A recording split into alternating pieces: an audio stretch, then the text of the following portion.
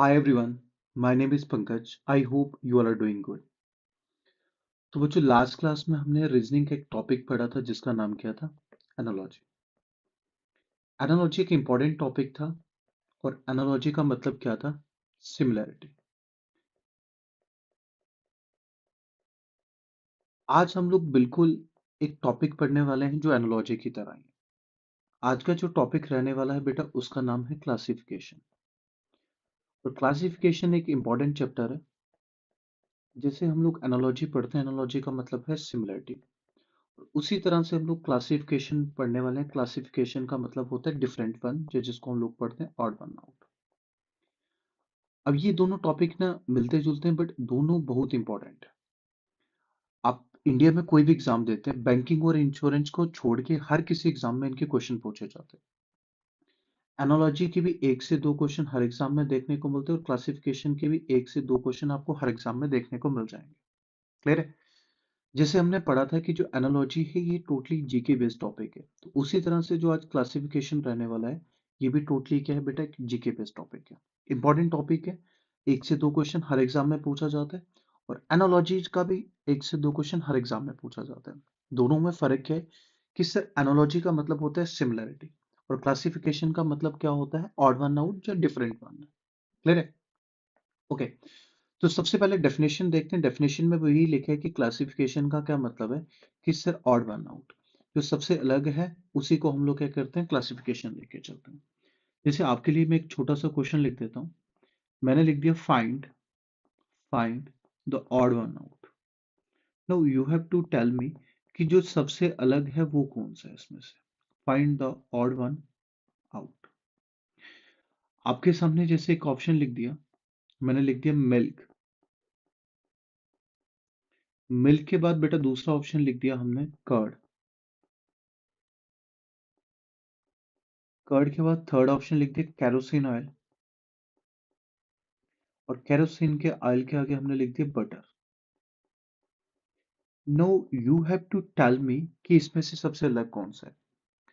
तो आप लोग देखते ही पहचान जाओगे कि सर कैरोसिन ऑयल जो है वो क्या है, इसमें से ऑड वन आउट है।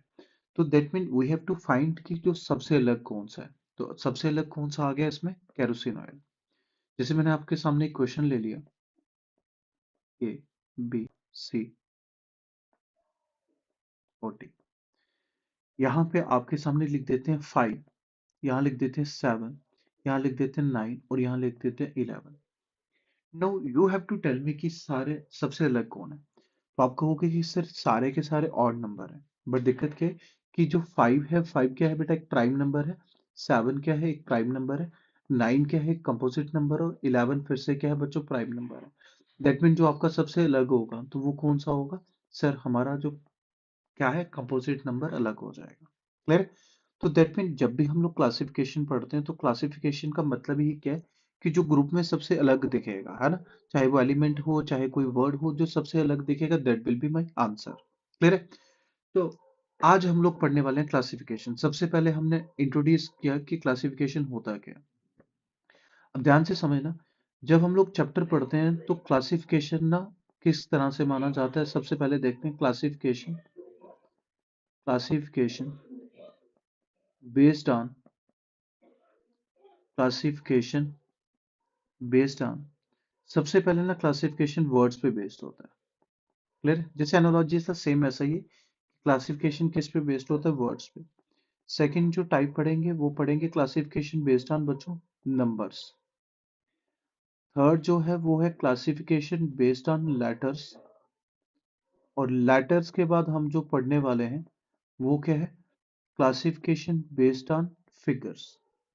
बट आपको ऑलरेडी पता है कि फिगर हम लोग अभी नहीं पढ़ते हैं ना। फिगर हम लोग सारी की सारी ना नॉन वर्बल जब पढ़ेंगे फिगर हम लोग वहां पे पढ़ेंगे। क्लियर है? फिगर हम लोग जितने भी ये क्लासिफिकेशन बेस्ड ऑन फिगर्स हैं तो अभी नहीं पढ़ेंगे, ये हम लोग कब पढ़ेंगे, नॉन वर्बल। क्योंकि इसमें बच्चों मिरर इमेज और वाटर इमेज का कंसेप्ट यूज किया जाता है। क्लियर है मेरी बात? तो मिरर इमेज वाटर इमेज पहले हम लोग नॉन वर्बल में सीखेंगे और फिर जैसे एनालॉजी में भी आपको मैंने ना एनालॉजी बेस्ड ऑन जो फिगर थी वो छुड़ा रखी है। क्लियर है? तो बेसिकली आज हम लोग डील करने वाले हैं तीन टॉपिक पे, classification based on words, classification based on numbers और क्लासिफिकेशन बेस्ड ऑन लेटर्स। ठीक है, बड़ा सिंपल सा टॉपिक है। अगेन आपको मालूम है कि रीजनिंग के टीचर में क्या कर सकता है कि मैं सिर्फ आपको बता सकता हूँ कि ये क्वेश्चन बनते कैसे हैं, बट ये क्लासिफिकेशन टोटली एक जीके बेस्ड टॉपिक है। दैट मीन आपको पूरा का पूरा नॉलेज होना चाहिए, तब जाके ये क्वेश्चंस बन पाते हैं। क्लासिफिकेशन एंड एनालॉजी ऐसा चैप्टर है जिसमें पूरा का पूरा यूनिवर्स आ सकता है। क्लियर? ओके, तो चलिए स्टार्ट करते हैं आज के पहले क्वेश्चन से। तो तरीका वही है कि आप पॉज करके सबसे पहले ना आंसर करने की कोशिश किया करो, एंड आफ्टर दैट आप लोग अपने आंसर चेक कर सकते हैं। क्लियर? तो सबसे पहला है find the odd one out. You have to tell me कि सबसे अलग कौन है। एक्यूट आपको पता है, एब्ट्यूस आपको पता है, पैरेलल आपको पता है, राइट आपको पता है। अब सबसे अलग कौन है? सर अक्यूट जो होती है एंगल की प्रॉपर्टी होती है ना, अक्यूट एंगल, ऑब्ट्यूज एंगल और राइट एंगल। बट जो पैरेलल है वो क्या है? लाइन की प्रॉपर्टी है। दैट मीन इस क्वेश्चन का जो आंसर होगा ऑड वन आउट क्या होगा? पैरेलल होगा। बड़ा सिंपल सा क्वेश्चन था। ये प्रीवियस ईयर में ऑलरेडी आ रखा है। ठीक है, ये प्रीवियस ईयर क्वेश्चन है, ये ऑलरेडी आ रखा है। आपको पता है अक्यूट, ऑब्ट्यूज और राइट क्या होते हैं? किसके? एंगल की प्रॉपर्टी होता है। पैरेलल क्या होता है? लाइन की प्रॉपर्टी होती है। अगेन आपको इस चीजों का नॉलेज होगा तभी आप ऑड वन आउट फाइंड कर पाओगे ना। चाहे आपको कितनी भी अच्छे से इंग्लिश आती हो, चाहे कितनी भी अच्छे से जीके आती हो, बट आपको ये अगर ये डिफरेंस नहीं आ पता है तो दैट मीन आप ये क्वेश्चन नहीं बना सकते थे। मैं अगेन कहता हूँ कि एनालॉजी और क्लासिफिकेशन रीजनिंग के दो ऐसे टॉपिक हैं कि ये ना टाइम के साथ अच्छे होते हैं। ओवरऑल नॉलेज अगर आपको होगा तब आपके ये क्वेश्चंस बन पाएंगे बेटा। ओके, नेक्स्ट कहता है find the odd one out. Wheat आपको पता है, राइस आपको पता है, ज्वार आपको पता है, उसके बाद बीन्स आपको पता है। तो नाउ टेल मी कि इसमें से सबसे अलग कौन सा होगा? बताओ बच्चों जरा। तो आपको पता है जो व्हीट है ये क्या है? एक फूड ग्रेन है। राइस भी क्या है? एक फूड ग्रेन है। और ज्वार भी क्या है बेटा? फूड ग्रेन है। बट जो बीन्स है वो क्या है? एक वेजिटेबल है। दैट मीन जो ऑड वन आउट होगा वो क्या हो जाएगा? इस पर बीन्स हो जाएगा। ठीक है, ये क्वेश्चन भी प्रीवियस ईयर है कि व्हीट, राइस, ज्वार क्या है? कि सर ये फूड ग्रेन है और बीन्स क्या है? एक वेजिटेबल। नेक्स्ट मुझे बताना, find the odd one out. Dollar क्या है? सर करेंसी है। पीसो क्या है? सर करेंसी है। आउंस क्या है? सर यूनिट है, और यूनिट किसका है? वेट का। और यूरो क्या है? करेंसी। नाउ तो आपके लिए इजी हो गया कि बताओ बच्चों मुझे ऑड वन आउट क्या है। तो आपको हो गए कि सर बाकी तो सारी करेंसी है, बट आउंस क्या है? यूनिट है। और यूनिट किसका है? वेट का। दैट मीन ये क्या हो गया? ऑड वन आउट हो गया। ओके, अब आप लोग मुझे नेक्स्ट बताना। ठीक है, नेक्स्ट बड़ा सिंपल है, कहते हैं find the odd one out. आपके सामने एक स्क्वायर है, एक ट्राइंगल है, एक रेक्टेंगल है, क्यूबॉइड है। सबसे पहले मुझे आप लोग आंसर करके बताना, फिर मैं आपको बताता हूँ क्या आंसर है। क्लियर? तो सबसे पहले देखते हैं, स्क्वायर एक ना 2D फिगर है। रेक्टेंगल क्या है? सर अगेन एक 2D फिगर है। ट्राइंगल क्या है? सर अगेन एक 2D फिगर है। बट क्यूबॉइड क्या है? 3D फिगर है। That mean odd one out क्या हो गया? इस बार हमारे पास क्यूबॉइड। क्लियर हो सभी को? ऑड वन आउट क्या हो गया? सर क्यूबॉइड हो गया। ओके, नेक्स्ट देखते हैं, एक अच्छा क्वेश्चन है। अटल बिहारी वाजपेयी दे रखे हैं, ठीक है, प्रतिभा पाटिल दे रखे हैं, राजीव गांधी दे रखे हैं, मनमोहन सिंह दे रखे हैं। अब देखो ये क्वेश्चन ऐसा है कि अगर आपको पता होगा कि हमारे कौन कौन से मिनिस्टर रहे हैं तभी आप कर पाओगे। ठीक है, अब आपको पता है जो अटल बिहारी वाजपेयी जी थे ये हमारे प्राइम मिनिस्टर रहे हुए हैं। प्रतिभा पाटिल जी ये क्या रही है? प्रेसिडेंट रही हुई। राजीव गांधी जी क्या रहे हैं? प्राइम मिनिस्टर रहे हुए। और मनमोहन सिंह जी ये भी क्या रहे हैं? प्राइम मिनिस्टर रहे हैं। तो अब आपके लिए सिंपल हो गया कि ऑड वन आउट कौन है। तो इसमें से ऑड वन आउट कौन है बच्चों? प्रतिभा पाटिल। क्लियर? ओके, एक और क्वेश्चन आपके सामने, एक सिंपल सा क्वेश्चन है कि पेंटर अपने फोटो कहाँ रखता है? गैलरी में रखता है। एक्टर कहाँ एक्ट करता है? सर स्टेज पे। वर्कर कहाँ काम करता है? फैक्ट्री। अब स्टूडेंट कहाँ, पार्क में होते हैं या स्कूल में होते हैं? तो आप कहोगे कि सिर्फ पार्क में नहीं होते हैं, स्टूडेंट होते हैं स्कूल में। तो that mean odd one out कौन सा था बच्चों? डी था। क्लियर? तो सबसे पहला टॉपिक हमने क्या पढ़ा कि sir classification based on word. But इसमें दे भी दिक्कत है कि जो क्लासिफिकेशन बेस्ड ऑन वर्ड्स है ये टोटली किस पे डिपेंड करता है? सिर्फ जीके पे डिपेंड करता है। दैट मीन अगर आपको ओवरऑल नॉलेज, जनरल नॉलेज आपका बढ़िया है तो आप ये क्वेश्चन कर पाओगे। नहीं तो रीजनिंग वाला मास्टर आपको कुछ भी पढ़ाए आप नहीं कर पाओगे। क्लियर है मेरी बात? दैट मीन इंपॉर्टेंट टॉपिक है, बट ये टाइम के साथ ही अच्छा होगा। जैसे जैसे आपकी जीके, जैसे जैसे आपकी इंग्लिश अच्छी होती जाएगी तब आपके ये क्वेश्चन बनेंगे। क्लियर है? देखने से आपको लग रहा होगा कि ये क्वेश्चन बन जाएंगे, बट मैंने सिर्फ सिंपल क्वेश्चन समझाने के लिए लिए थे। अगर कोई क्वेश्चन टफ करता है तो इन दैट केस आपको अच्छा खासा नॉलेज वहां पे चाहिए। क्लियर है? ओके, अब हम लोग चलते हैं नेक्स्ट पार्ट पे। नेक्स्ट पार्ट क्या है हमारा? Classification based on numbers. अब इसकी मैं थोड़ी सी अप्रोच सिखा रहा हूँ, एंड आफ्टर दैट हम लोग क्वेश्चंस करते हैं। अब नंबर्स की ना कुछ अप्रोच मैं आपको सिखाने वाला हूँ, एंड आफ्टर दैट आप कोशिश करना है कि कुछ क्वेश्चन बना पाओ। अब वर्ड्स की तो कोई अप्रोच थी नहीं है ना, नंबर्स की भी नहीं होती है, बट हम लोग फिर भी कोशिश करते हैं, जैसे काफी देर से पढ़ा रहे हैं तो कुछ ट्रिक्स आपके लिए मैंने निकाल रखी है कि उनसे आपका काम चल जाए। सबसे पहले अप्रोच होती है कि हमको ना इवन ऑड में इवन नंबर और ऑड नंबर डिफरेंशिएट करना आना चाहिए, है ना। पहला जो होता है वो इवन ऑड की अप्रोच होती है। सेकंड जो अप्रोच होती है बेटा, वो होती है प्राइम और कंपोजिट की, है ना। आपको पता है प्राइम नंबर क्या होता है और कंपोजिट क्या होता है, ये मैं ऑलरेडी अच्छे से बता चुका हूँ, ठीक है। ओके। थर्ड जो अप्रोच होती है वो होती है बेटा स्केयर और क्यूब, आपको अच्छे से पता होना चाहिए, है ना। स्केयर और क्यूब क्या होने चाहिए, अच्छे से पता होना चाहिए। कभी कभार ऐसा भी होता है कि स्केयर में प्लस माइनस कर सकता है किसी नंबर का, या फिर क्यूब में प्लस माइनस कर सकते हैं किसी नंबर का। क्लियर है, आसपास के नंबर, दैट मीन स्केयर के पास के नंबर होंगे या फिर क्यूब के आसपास के नंबर होंगे। कभी कभी बेटा मल्टीप्लिकेशन कर सकता है, डिवीजन भी कर सकता है ना। जैसे कोई नंबर डिवाइड करके आ रहा है, डिवाइड कर रहा हो 10 और पेयरिंग में दे रखा हो, उसी तरह से कोई नंबर एडिशन करके भी आ सकता है। क्लियर है। ओके। उसी तरह से जैसे मल्टीपल तो आपको लिखा दिया है ना, उसी तरह से कभी कभी ना रेशो में भी आ जाते हैं नंबर, क्या क्या आ जाते हैं, रेशो में भी आते हैं। कभी कभी गैप भी आ सकता है। क्लियर। तो काफी सारी अप्रोचेस हो सकती हैं नंबर में, बट इन अप्रोचेस के से आपका काम चल जाएगा, ठीक है। किसी हद तक आपके क्वेश्चन बनना स्टार्ट कर देंगे। जैसे हम लोग लेके चलते हैं, कुछ क्वेश्चंस ट्राई करते हैं। Find the odd one out, find the odd one out. कुछ क्वेश्चंस मैं आपके सामने लिखने वाला हूँ, आप लोग ट्राई करना इन क्वेश्चंस को और फिर हम लोग करते हैं। फिर ए, बी, सी, डी, चार ऑप्शन आपके पेपर में करके देखते हैं। जैसे लिख दिया 2, 4, 6 और 7। Now you have to tell me कि इसमें से सबसे अलग कौन सा होगा। तो आपने कहा सर 2 तो एक इवन नंबर है, 4 भी एक इवन नंबर है, 6 भी एक इवन नंबर है, बट 7 एक ऑड नंबर है। देन तो दैट मीन आपका जो सबसे अलग हो जाएगा बच्चों, वो क्या हो जाएगा इस बार, सर सबसे अलग हो जाएगा 7। क्लियर है मेरी बात। सिंपल से क्वेश्चन सिखाने के लिए दे रहा हूँ कि ऑड वन आउट फाइंड करना है और तीन नंबर आपके सामने है, 2, 4, 6 और 7। तो आपने क्या देखा कि सिर्फ 2 भी एक इवन नंबर है, 4 भी एक इवन नंबर है, 6 भी एक इवन नंबर है, और 7 क्या है, ऑड नंबर है। क्लियर है मेरी बात। अगर कोई कहता है कि प्राइम का कंसेप्ट लग रहा है, तो 2 भी प्राइम है बट 7 भी प्राइम है, और फर्स्ट प्रायोरिटी ना आप लोग हमेशा किसको देना, इवन ऑड को देना। आफ्टर दैट अगर नहीं हो तो फिर हम लोग प्राइम और कंपोजिट को दे सकते हैं। क्लियर है। ओके। एक और क्वेश्चन लिखते हैं, एक और क्वेश्चन आपके सामने ले आते हैं, ठीक है। नंबर लिख दिया 3, नंबर लिख दिया 7, नंबर लिख दिया 5 और नंबर लिख दिया 9। नाउ टेल मी कि अब कौन होगा ऑड वन आउट। सर 3 भी ऑड नंबर है, 7 भी ऑड नंबर है, 5 भी ऑड नंबर है, 9 भी ऑड नंबर है।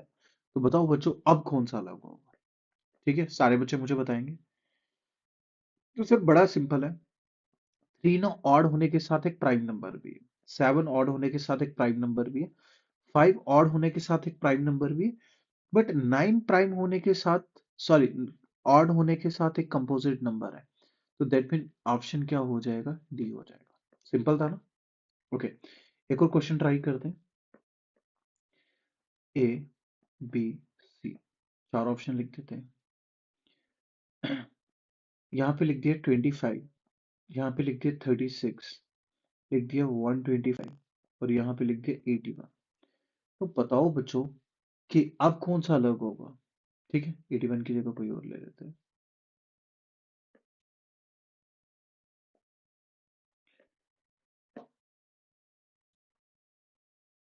81 की जगह चलो 16 ले लेते हैं। ठीक है। अब मुझे बताओ कौन सा और बनना आउट है। तो हमने देखा सिर्फ 25 है ना, 5 का स्केयर है, 36 किसके, 6 का स्केयर है, 125 क्या, 5 का क्यूब है, और ये किसका स्केयर है, 4 का स्केयर है। तो आपके लिए बड़ा सिंपल हो गया कि सर इसमें से तीन तो स्केयर हैं, एक क्या है बच्चों, क्यूब है। तो आपका ऑप्शन सी क्या हो जाएगा, ऑड वन आउट हो जाएगा। एक और क्वेश्चन लेते हैं, ए, बी, सी और डी। लिख दिया 1, लिख दिया 8, लिख दिया 343 और लिख दिया आपके सामने, क्या लिख दे, कोई एक ऑप्शन बता दो, 49। अब वन बड़ा इंपॉर्टेंट है सर, वन क्यूब भी होता है वन स्केयर भी होता है, तो यहाँ पे ये क्यूब एक्ट कर रहा है, तो ये टू का क्यूब और ये किसका था सेवन का क्यूब, और ये क्या है सेवन का स्केयर है। तो ऑड वन आउट कौन सा हो जाएगा सर, 49 वाला हमारा क्या हो जाएगा, ऑड वन आउट हो जाएगा। समझ पा रहे हैं कि बिल्कुल सिंपल है कि सर अब हम लोग समझ पा रहे हैं कि अलग कैसे करना है। क्लियर है? ओके, एक और क्वेश्चन ले लेते हैं। ए बी सी डी, है ना। अब ये मैंने ले लिया 342, ये ले लिया 511, ये ले लिया 728, और ये ले लिया 126, है ना। 126 के बजाय कोई और ले लेते हैं। 126 के बजाय ले लिए 217। नो टेल मी कि कौन अलग है। अब दिक्कत क्या है कि सर दो इवन है दो ऑड है, वैसे तो नहीं कट रहा, बट अगर ध्यान से आप रियलाइज करोगे, ये क्या था 343, 7 का क्यूब मैंने -1 कर रखा है, 8 का क्यूब कितना होता है 512 में से एक निकाल रखा है, 9 का क्यूब कितना होता है 729 में से एक निकाल रखा है, और ये 6 के क्यूब में एक ऐड कर दिया है। दैट मीन 217 आपका क्या हो जाएगा सर, ऑड वन आउट हो जाएगा, है ना। 217 क्या हुआ कि बच्चों हमारे पास ऑड वन आउट हो गया। ओके, नेक्स्ट क्वेश्चन पे चलते हैं।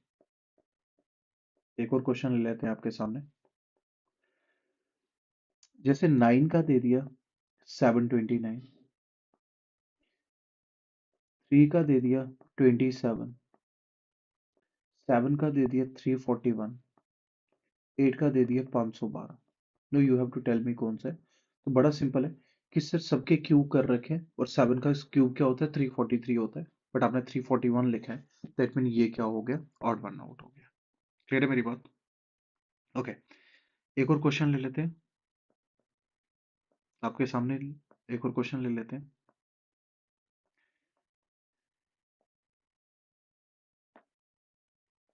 9 का बन गया 99,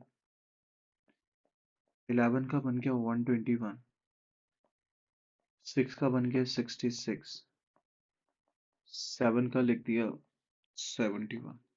अब मुझे बताओ कौन सा अलग है।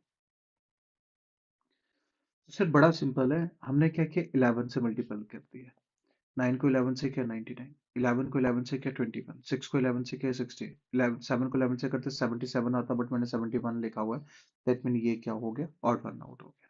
क्लियर है मेरी बात? ये क्या, इसी तरह से मल्टीप्लाई कर सकता है, डिवीजन कर सकता है, एडिशन कर सकता है। क्लियर है? ओके, एक और क्वेश्चन ले लेते हैं।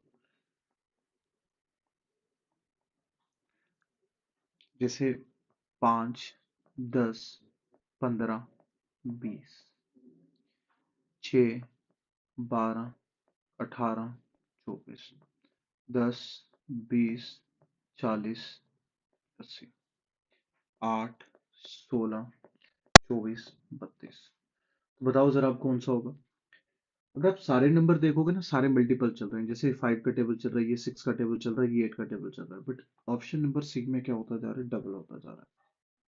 क्लियर है? तो इस तरह के कुछ हमने क्वेश्चन देखे जो किस पे बेस्ड है, नंबर्स पे बेस्ड है। कुछ क्वेश्चन मैंने करवाए, बट इसमें से ना काफी सारे पैटर्न्स बन सकते हैं, तो इतने तो मैं करवा भी नहीं पाऊंगा। ठीक है, आप कितने भी क्वेश्चन लगा पाते हैं। कभी कभी क्या होता है कि जैसे हम लोग प्रैक्टिस करते हैं, तो ऑलरेडी मैंने आपको बता रखा है कि हम जो प्रैक्टिस करेंगे वो करेंगे किरण पब्लिकेशन पे बेटा। आप किरण पब्लिकेशन पे काफी सारे क्वेश्चन है, आप काफी सारे क्वेश्चन लगाइए, उससे क्या होता है कि आपको पता चल जाता है कि कैसे क्वेश्चन आ रहे हैं, और कई बार ना क्वेश्चन रिपीट कर जाते हैं, तो वो भी आपके लिए सही है कि क्वेश्चन अगर रिपीट कर गए तो आपको पता चल जाएगा कि कौन सा क्वेश्चन आने वाला है। क्लियर है? एक और चीज कि जब आप लोग प्रैक्टिस करते हो, ठीक है, जैसे कुछ दिनों से ना मैं क्लासेस नहीं ले पा रहा था, ठीक है, आपको सर ने ऑलरेडी इन्फॉर्म कर दिया होगा कि मेरी हेल्थ इश्यूज थे, ठीक है, तो वायरल आ रखा है, पूरी फैमिली बीमार थी, तो आज भी अभी भी काफी दिक्कत है, बट स्टिल समहाउ हमारी उम्मीद होती है। देखो, हम लोगों को अच्छे से पता होता है ना, आपसे ज्यादा तो हम लोग रिस्पॉन्सिबल है, हमको पता है कि आपका एग्जाम है, हमको सिलेबस खत्म करना है, बट बीइंग ए ह्यूमन कभी कभार हम लोग मजबूर हो जाते हैं ना, लाइक मतलब अगर टाइम ही नहीं मिल पा रहा है, हेल्थ ही ठीक नहीं है, लेक्चर ही रिकॉर्ड नहीं कर पा रहे हैं, तो उस केस में नहीं कर पा रहे हैं, ठीक है। बट ऐसा नहीं है कि हम लोग ऐसा जानबूझ के करते हैं, ठीक है। आप खुद समझना, लाइक बीइंग ए ह्यूमन कभी कभी ऐसी चीजें हो जाती है कि ऐसा हम लोग जानबूझ के नहीं करते, बट सम हाउ क्या होता है कि अगर कोई बीमार है ना, जैसे फैमिली में बीमार है, तो उनका भी ध्यान रखना पड़ता है। और आपको पता ही है कि हाँ, जो लड़कों की लाइफ होती है वो थोड़ी सी टफ रहती है ना। Man are brave, but life में ये थोड़ा सा दिक्कत रहती है कि आपको घर वालों को भी देखना है, खुद को भी देखना है, तो काफी सारी चीजें हैंडल करनी पड़ती है। बट हम उम्मीद करके चलते हैं कि हम लोग जल्दी से सिलेबस खत्म कराएंगे, ठीक है। तो ऐसा नहीं है कि कोई जानबूझ के आपके लेक्चर रोके जाते हैं, बट क्या होती है कि कभी कभार कुछ इश्यूज आ जाते हैं, ठीक है। और आप भी अपना ध्यान रखिए कि ठीक है, जैसे मौसम में काफी सारी चेंजेस आ रही हैं तो काफी ज्यादा लोग बीमार पड़ रहे हैं। तो आपने अपना ध्यान भी रखना है, ठीक है। तैयारी के साथ साथ आप अपना ध्यान भी रखिए, घर वालों का भी रखिए। और हम तो यहाँ है ही है, ठीक है। तो हम लोग कोशिश करेंगे कि जल्दी से जल्दी लेक्चर लाने की कोशिश करें, ठीक है। ओके। तो मैं उम्मीद करता हूँ आप समझ पाए होंगे, है ना। ऐसा नहीं है कि कोई हमने जानबूझ के आपके लेक्चर रोके हैं, बट समहाउ कभी कभार क्या हो जाता है कि कोई चीजें वैसी हो जाती हैं, तो उस केस में ठीक है। तो आप लोग तो सब समझदार हो। अच्छा, तो इसके साथ ही हमने क्या पढ़ा कि क्लासिफिकेशन बेस्ड ऑन नंबर्स पढ़े। क्लियर। ओके। अब नेक्स्ट जो टॉपिक पढ़ने वाले हैं, क्लासिफिकेशन बेस्ड ऑन लेटर्स पढ़ने वाले हैं। ये भी सिंपल है और आपको ऑलरेडी आता है।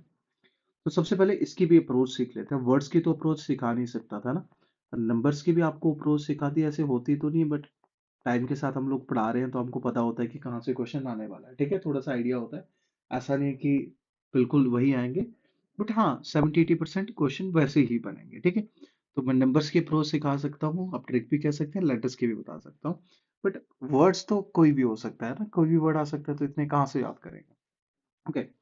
अब लेटर्स की जो अप्रोच रहती है, वो सबसे पहले रहती है कॉन्सोनेंट और वॉवल की। सबसे पहले क्या रहती है बच्चों, कॉन्सोनेंट और वॉवल की।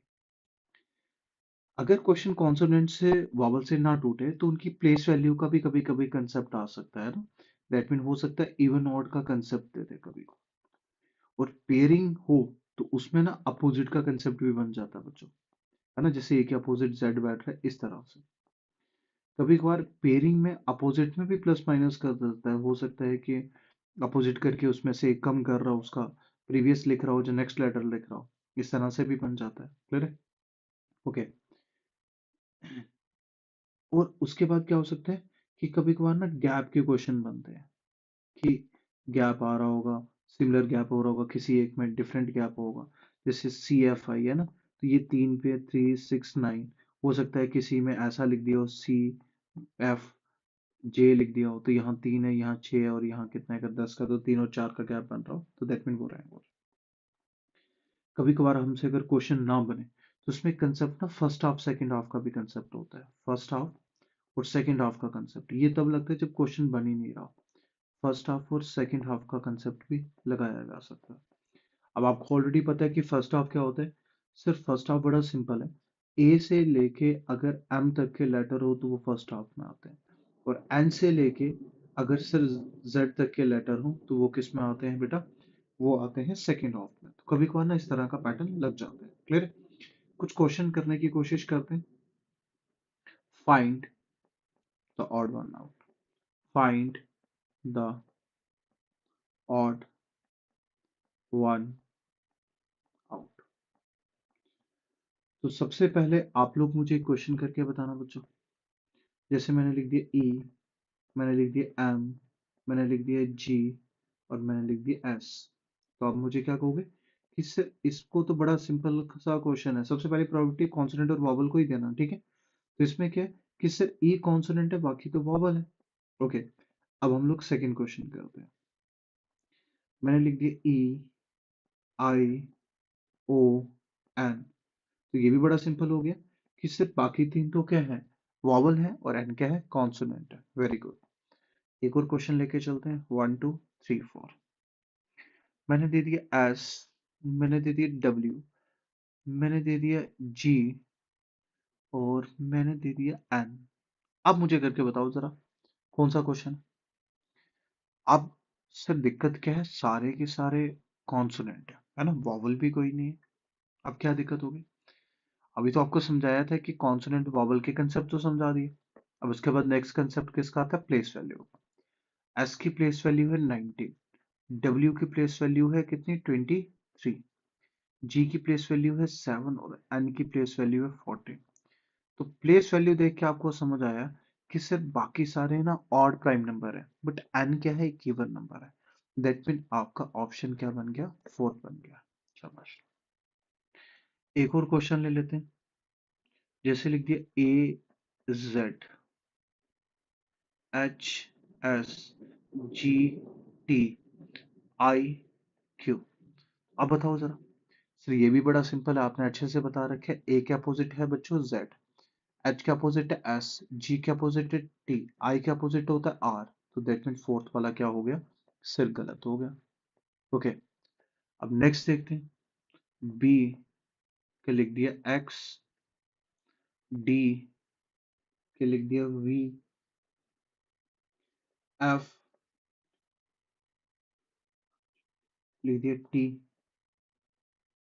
C और लिख दिया Y। अब बताओ कौन सा लगा। बड़ा सिंपल है, बी के अपोजिट कौन बैठता है, वाई। वाई में से वन किया माइनस किया तो एक्स आ गया। डी के अपोजिट कौन बैठता है, डब्ल्यू। डब्ल्यू में से माइनस वन किया तो कौन आ गया, वी। एफ के अपोजिट कौन बैठता है, यू। यू में से माइनस वन किया, टी। सी के अपोजिट कौन बैठता है, एक्स। एक्स में से माइनस वन करेंगे तो आपका क्या आना चाहिए था, डब्ल्यू। दैट मीन ये आपका गलत हो गया। क्लियर। दैट मीन अपोजिट करके माइनस वन कर रहा है, बट इसमें क्या हो गया, अपोजिट करके प्लस वन कर दिया। ठीक है, तो दैट मीन फोर्थ वाला आपका क्या हो गया, रॉन्ग हो गया। तो दैट मीन अपोजिट वाला भी हमने समझा दिया, अपोजिट में प्लस माइनस करता है, ये वाला कंसेप्ट भी हमने सिखा दिया। ओके, नेक्स्ट देखना जरा, ये मुझे आप लोग करके बताओगे, बड़ा सिंपल सा कंसेप्ट है। मैंने लिख दिया CFILORUXAVDJ। अब बताओ अलग कौन सा, ये डी लिखा हुआ। तो आप कहोगे सर बड़ा सिंपल है, 3 6 9, तीन तीन के गैप पे, 12 15 18, तीन तीन के गैप पे। ठीक है, मैंने ऐसे लिखे, कोई भी हो सकते हैं। यू का कितना था 24, सॉरी यू का कितना था 21 और तीन 24, 24 में तीन 27, 27 को क्या लिखते हैं, आपको सिखाया हुआ। कभी भी नंबर अगर 26 से ऊपर चला जाए तो इसको 26 और एक में तोड़ लेते हैं, दैट मीन एक का आ जाएगा ए। अब बी का था 2, 2 में 3 ऐड किए कितने बन गए, 5। ठीक है, तो यहीं से गलत हो गया, ये 4 आ गया और ये 10 आ गया, दैट मीन फोर्थ वाला मैच नहीं कर पा रहा है। फिर ओके, अब एक और क्वेश्चन देखना। 1 2 3 4, मैंने दे दिया डब्ल्यू, मैंने दे दिया एस, मैंने दे दिया क्यू और मैंने दे दिया जी। डब्ल्यू का नंबर कितना था, 27। एस का नंबर है 19, क्यू का नंबर है 17 और जी का नंबर है 7। अब कैसे करोगे बताओ जरा।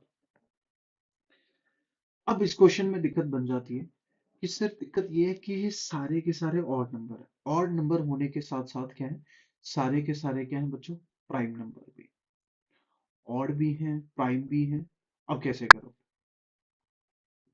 अब बड़ा सिंपल है कि सर आपने बता रखा था कि अगर कोई बात ना बने तो हम लोग कंसेप्ट यूज करते हैं फर्स्ट हाफ सेकेंड हाफ। तो डब्ल्यू एस और जो क्यू है ये कहाँ के, सर ये है सेकेंड हाफ के। और आपका जो जी है बेटा ये है फर्स्ट हाफ का।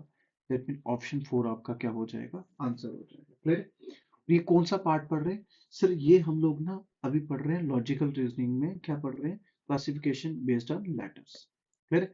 तो इस तरह के क्वेश्चन बनाए जाते हैं पेपर में, इस तरह के क्वेश्चन थोड़े से ज्यादा पूछे जाते हैं इस वाले पैटर्न पे। ठीक है, तो बट ये सिंपल होते हैं और ये वाले पैटर्न भी आ सकते हैं, इस तरह के क्वेश्चन कभी कभार टफ थोड़े से हो जाते हैं। क्लियर है। ओके, तो इस तरह की अप्रोचेज यूज की जाती है। अब इसमें जब हम लोग नॉन वर्बल में पढ़ेंगे, है ना। अब नॉन वर्बल क्या होता है, वो पिक्चर्स की फॉर्म में होता है, जैसे ये। तो ये अगर इसके अंदर ए लिख दिया जाता है, उसको ए नहीं पढ़ा जाएगा ना, ये तो ए का पढ़ा जा रहा है जब लॉजिकल रीजनिंग। जब नॉन वर्बल में पढ़ते हैं तो इसको ना इस तरह के बॉक्स दैट मीन एक पिक्चर के अंदर रखा जाता है, तो वहां पे ए को ए कंसिडर नहीं किया जाएगा, वहां पे ए को ऐसा फिगर कंसिडर किया जाएगा। क्लियर। तो वहां पे बी को बी कंसिडर नहीं, ऐसा फिगर कंसिडर किया जाएगा। तो वहां पे जाके हम लोग दो एक्स्ट्रा कंसेप्ट पढ़ेंगे। ठीक है, जब हम लोग नॉन वर्बल पढ़ेंगे तो वहां पे जाके ना हम लोग दो एक्स्ट्रा कंसेप्ट पढ़ने वाले हैं। एक कंसेप्ट क्या होता है कि नंबर ऑफ लाइंस पे डिपेंड करता है, नंबर ऑफ लाइंस पे डिपेंड करता है।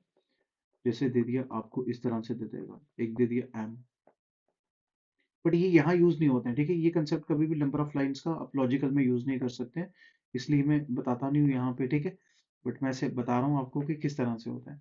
जैसे एम दे दिया, एन दे दिया, आपको डब्ल्यू दे दिया और आपको दे दिया ई।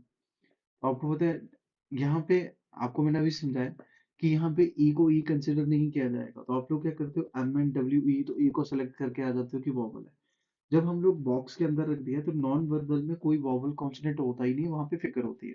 तो दैट मीन इसमें 4 लाइनें हैं, इसमें 3 लाइनें हैं, इसमें 4 लाइनें हैं, और इसमें भी कितनी है, 4 लाइनें। तो आपका ऑड वन आउट उस केस में एन हो जाएगा। इसमें नॉन वर्बल में हम लोग एक और कंसेप्ट पढ़ेंगे, ओपन और क्लोज फिगर का। क्लियर है? जैसे ओ क्या है, क्लोज फिगर है। डी क्या है, क्लोज फिगर है। बी क्या है, एक क्लोज फिगर है। बट अगर यहाँ पे मैं ई लिख दूं तो ई क्या हो जाएगी, एक ओपन फिगर। उस केस में ई को सिलेक्ट कर देंगे। बट इसका अभी यूज नहीं करेंगे, ठीक है। और भी वहां पे चीजें हम लोग पढ़ेंगे जब, आपको मैंने अभी बताया कि जब हम लोग क्लासिफिकेशन बेस्ड ऑन फिगर पढ़ने वाले हैं। क्लियर है? अभी तक आज हमने क्या पढ़ा कि सर, आज हमने सबसे पहले सीखा कि क्लासिफिकेशन क्या होती है। तो बताना जरा, क्लासिफिकेशन क्या होती है। सर, क्लासिफिकेशन का मतलब होता है जो सबसे डिफरेंट हो, है ना, ऑड वन आउट। तो क्लासिफिकेशन कितने तरह से होती है, 4 तरह से। सबसे पहले होती है क्लासिफिकेशन बेस्ड ऑन वर्ड्स, फिर आती है क्लासिफिकेशन बेस्ड ऑन नंबर्स, फिर आती है लेटर्स, और फिर एक और हम लोग जब नॉन वर्बल पढ़ेंगे, classification based on figures. Clear है? आज का टॉपिक ये था। ये काफी इंपॉर्टेंट है बेटा। क्लियर है? जितना इंपॉर्टेंट एनालॉजी है, सेम 1 से 2 क्वेश्चन किसके पूछे जाते हैं, क्लासिफिकेशन के। आपके एनालॉजी के भी 1 से 2 क्वेश्चन पूछे जाते हैं, और सेम क्लासिफिकेशन के भी पेपर में 1 से 2 क्वेश्चन पूछे जा सकते हैं। ये दोनों टॉपिक बहुत इंपॉर्टेंट है। क्लियर है? क्योंकि ये टोटली ना जीके बेस्ड टॉपिक होते हैं, और बड़े ही इंपॉर्टेंट है। हर किसी पेपर में, सिर्फ बैंकिंग और इंश्योरेंस के 2 पेपर को छोड़ के, ये आपको हर किसी एग्जाम में देखने को मिलेगी। क्लियर है? तो आज हमने वही चीजें देखी, और इसके साथ ही ये छोटा सा चैप्टर था। तो हमारा जो क्लासिफिकेशन है, ये पूरा का पूरा चैप्टर क्या होता है, खत्म होता है। क्लियर है? एनालॉजी भी हमारा खत्म हो गया, क्लासिफिकेशन भी आपका हमारा खत्म हो गया। अब आपके लिए होमवर्क है कि आप कोशिश कीजिए कि आपको, जैसे मैंने किरण पब्लिकेशन बता रखी है, ठीक है। आप कोई भी बुक ले सकते हैं आपके पास जो भी है, बट आप कोशिश कीजिए कि किरण पब्लिकेशन में ना जितने भी क्लासिफिकेशन के क्वेश्चन दिए उनको रीड आउट करके बना लो, ठीक है। उससे क्या होता है कि आपको थोड़ा सा आइडिया हो जाता है कि क्वेश्चन बनने कैसे हैं। ठीक है? बाकी आप कोशिश कीजिए कि हर दिन मॉक लगाइए ना। आप, ऐसा नहीं कि सिलेबस खत्म होगा तभी मॉक लगाओगे, आप फुल मॉक कहीं से भी लगा लीजिए। आपको आपको बाजार से बुक्स मिल रही हैं, वो लगा लीजिए। ऑनलाइन टेस्ट मिल रहे हैं, कहीं से भी लगा लीजिए, ठीक है। तो उसमें आपने ये नहीं देखना कि सिलेबस होगा कि तब हमने देना है, बट उससे पहले भी आप लोग लगाया करो। क्लियर है? तो इसके साथ ही हमारा जो क्लासिफिकेशन है, ये पूरा चैप्टर खत्म हो जाता है। क्लियर है मेरी बात? और नेक्स्ट क्लास में हम लोग एक नया चैप्टर स्टार्ट करेंगे। मैं अगेन बता चुका हूँ कि आपको कि थोड़े से हेल्थ इश्यूज थे, इसलिए कुछ दिन से लेक्चर नहीं दे पाया था, ठीक है। बट अब हम लोग कोशिश करेंगे कि जल्दी से जल्दी आपका सिलेबस खत्म करें, ठीक है। मतलब कोशिश, सबसे पहले मैं रीजनिंग का ही खत्म कर देता हूँ, फिर हम लोग मैथ पे ही चलेंगे, ठीक है। आज फिलहाल इतना ही रखते हैं। और आप लोग अच्छे से तैयारी कीजिए, अपना ध्यान रखिए, ठीक है, क्योंकि मौसम चेंज कर रहा है, अभी भी बारिश हो रही है बाहर। तो हम लोग मिलते हैं नेक्स्ट क्लास में, ठीक है क्लास। Thank you.